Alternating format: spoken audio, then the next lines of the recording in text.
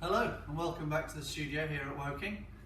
Today's lesson you're going to see the studio from a different direction because all I want to do today is to help bust a myth on how the golf swing starts. When I'm teaching and I often ask people how they start their golf swing, I have a variety of answers, as you can imagine, from a little hip jiggle to an inward breath to a breathing, all sorts of different things to start a golf swing. But I'm here today to basically give you the best way to start a golf swing and the reasons why. So, first things first, we probably all know that the golf swing is all about turning and how important that is.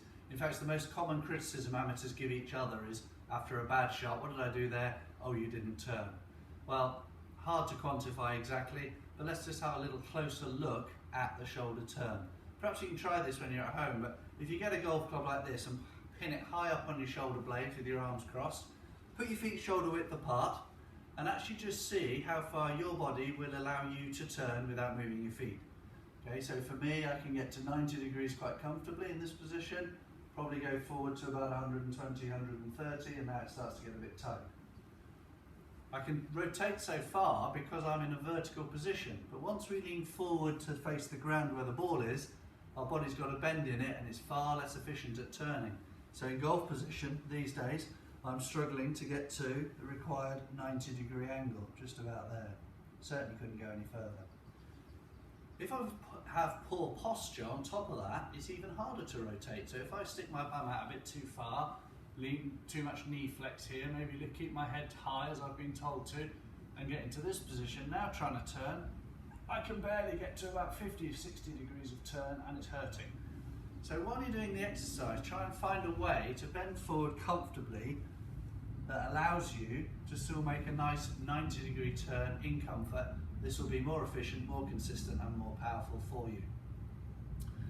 Okay, so why is the turn very important? Let's have a little look at an imaginary golf swing I'm going to make now with a tee peg that is as high as my chest and allows me to play golf vertically. If I wanted to make a turn now, keeping this club at the same height as it is, all the way around my body, in other words this height here, and back again, the most efficient line around my body, have a look at which part of the body's got to be in control to achieve that. It can't be my hands and arms on their own because instantly the club gets taken off that line. It's got to come from a rotation of the trunk, and therefore I'd really like you to focus from now on turning, and particularly for right-handed golfers, focus on the point of this left shoulder here. It's going to start turning round underneath my chin. That's the only thing that's moving there, my wrists are locked. Once I get to a certain point in the backswing, the wrist hinge automatically takes care of itself, comes into play, and now the club can be kept on that horizontal line and delivered back to the golf ball without deviating. This has got to be the most efficient and consistent way to propel the golf club. What we see an awful lot of, and you might be guilty of this yourselves, is people thinking about their golf swings too much and trying to put the club in a certain position on the backswing, almost as if it's a checkpoint that the club has to go through on its way to be a good golf swing. This is very, very wrong for lots of reasons, but primarily is that every club in your bag is a different length of shaft, therefore every club in your bag has a different position halfway back that it officially must go through. The shorter the shaft, the more wrist hinge is involved earlier in the golf swing, and therefore we'll often see a club head outside the hands with a wedge shot. The very same golfer with a driver and a longer shaft, less wrist hinge with the driver swing naturally, now it's more rotation and the club could often be behind the hands for the same player. So putting the club in the same position all the time on the backswing has got to be wrong and will make you more inconsistent.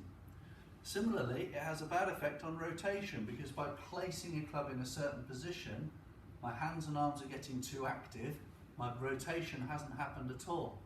If I simply turn, focusing on my left shoulder blade, coming down into this beautifully made gap under my chin here, you can actually see the club will find its natural position every single time. It can't deviate, it has no choice but to go on the correct plane for that club. Very, very important that. Okay, it also has added effects, the shoulder turn, for every part of your game. So putting, we don't often associate that with a shoulder turn, but we do know that the shoulders have to be in control of the putting stroke to gain efficiency and to deliver the club head or the putter head consistently.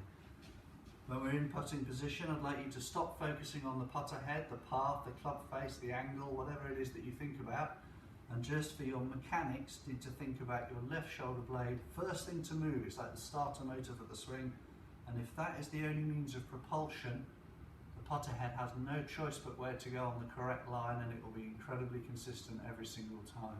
It's independent hand and arm movement which stops rotation and puts the putter on the wrong line, or any club head on the wrong line. So let's have a look at it in action here. Imagine this is a shot I'm going to play.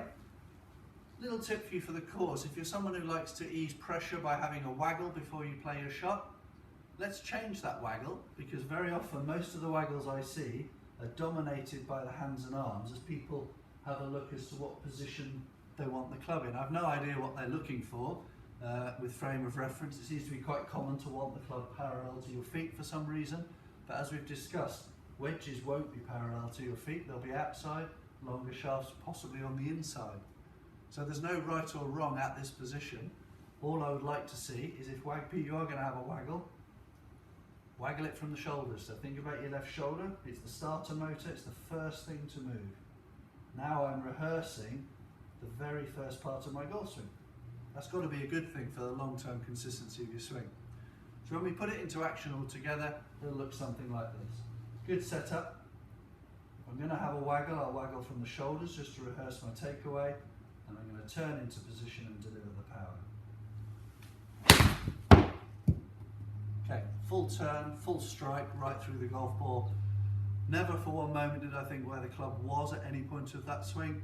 I was more focused on making a good shoulder turn to deliver the power consistently and accurately to the back of the golf ball. So give that a go. If you want some help one-to-one or more detailed explanation on the physics involved, you know where to find me, but that's the boring stuff. Just take that to the course. Left shoulder's the king, it's the starter motor. Fire it up early in the golf swing and you'll be more consistent, more accurate and longer.